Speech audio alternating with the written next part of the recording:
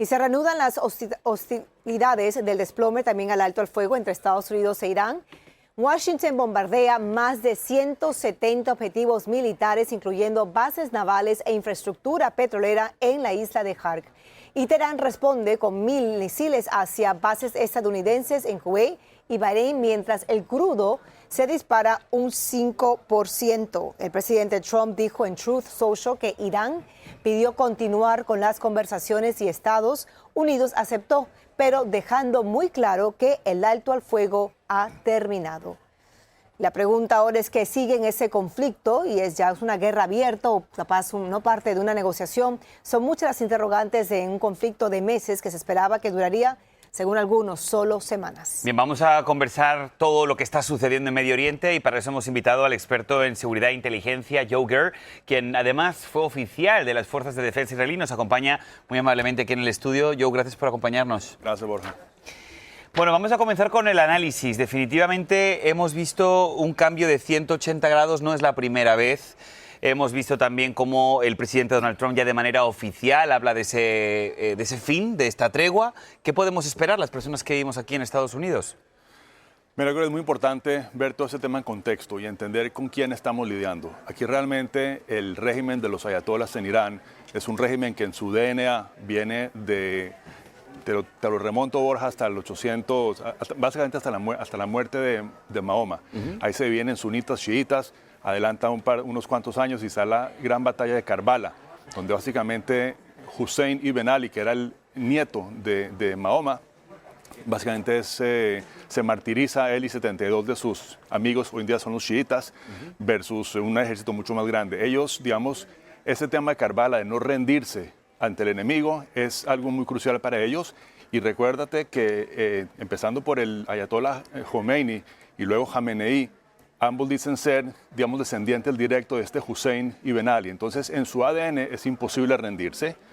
Ellos, el proyecto de vida de ellos es exportar esta revolución islámica, versión chiita, digamos, por supuesto al Medio Oriente y luego al resto del mundo. Y eso es lo que están haciendo. El tiempo de ellos es diferente. Entonces, lo que aquí nosotros hablamos en términos de midterms en noviembre o que a la presidencia de Trump le quedan tantos años, para ellos es irrelevante. Ellos ven el panorama en miles de años. Entonces, van avanzando poco a poco. Lo que sería una lástima es que es la primera vez desde el 79, desde 1979, que están tan débiles. Entonces, es realmente una oportunidad para poder liberar al pueblo iraní, que en su gran mayoría, 80 millones de iraníes, quieren zafarse encima a este régimen tirano que los viene oprimiendo tantos años. Y entonces, ojalá que se pueda terminar el trabajo, con todo y que hay, por supuesto, intereses de por medio, como hablamos ahora, son los midterms, intereses occidentales, Claro. pero que en ojos de ellos, pues, podría estar mal en términos del timing, ¿no? Claro, y esa sigue siendo la gran pregunta, ¿no? A pesar de que el gobierno sigue justificando de que enfrentaban una amenaza inminente, ¿no? Por las armas nucleares y por la amenaza que presentaba, ¿no? Irán en ese momento.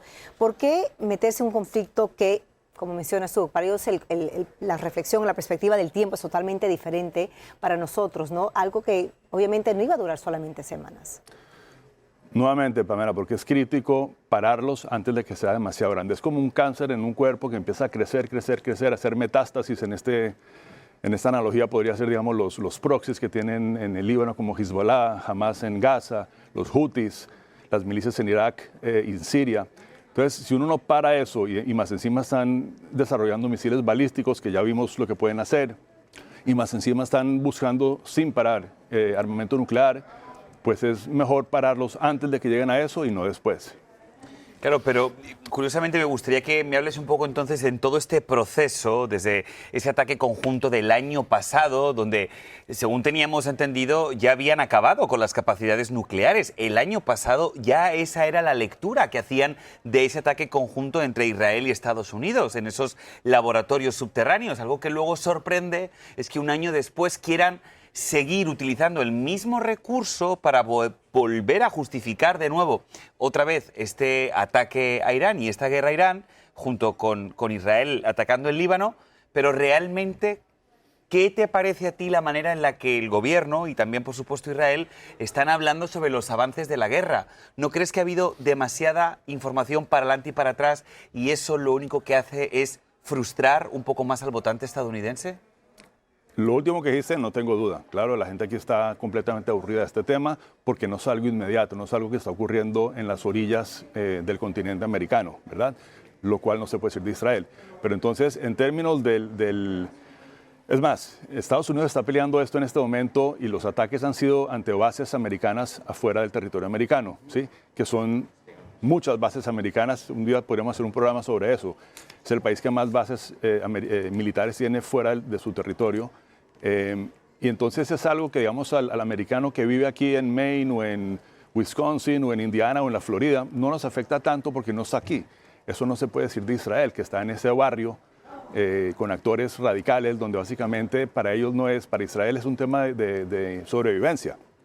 Cuando De tienes seguridad nacional, ¿no? Claro, y cuando tienes un enemigo como Irán, que lleva desde el 1979 el régimen diciendo que te quiere destruir y está preparando proxies terroristas por todo lado y está preparando misiles y te los ha enviado y está preparando, no se pueden quedar quietos. Entonces, eso en cuanto al tema que hablabas al final. En cuanto al cómo va la guerra, mira, A la comunicación, a la manera en la que el gobierno ha tenido de expresar. ¿Puedes resumir que en este punto, a pesar de que no llevemos una negociación, que está todo este proceso, no sabemos cuándo se va a terminar, estamos más seguros nosotros como país, está más seguro la región, países vecinos, considerando todo lo que hemos enfrentado hasta el momento?